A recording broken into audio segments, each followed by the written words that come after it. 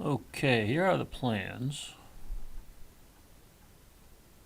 This is the tall cabinet, 18 inches wide, 96 inches tall. These are the two drawer-based cabinets.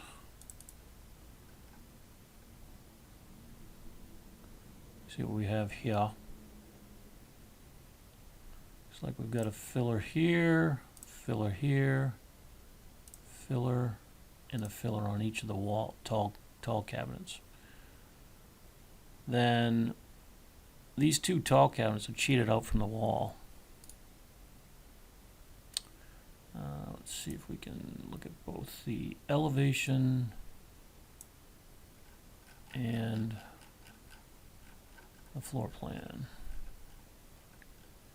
You can see there's a little space right here.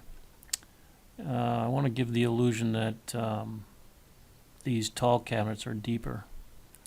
So what you're going to end up doing is using this paneling that I've got that you're going to use for toe kick and to cover and flush out the side of these two pantry cabinets and give the illusion that the pantry cabinet is deeper than it actually is. Let's look at this. This is approximate, but it's approximately 2 inches deeper. That way the countertop can butt into the side of the pantry cabinet. So like I said, you have a tall filler, pantry, a base filler, a draw-based cabinet that's 21 inches wide, another draw-based cabinet that's 21 inches wide, a filler, a base filler, that is. Then we have another pantry cabinet with another tall filler.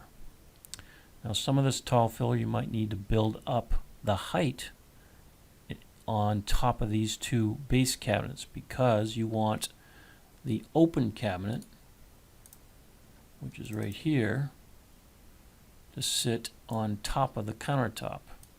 And in order to make this so the top is flush with the top of the two pantries on either side, you have to add some filler right along here underneath the countertop and above these two cabinets.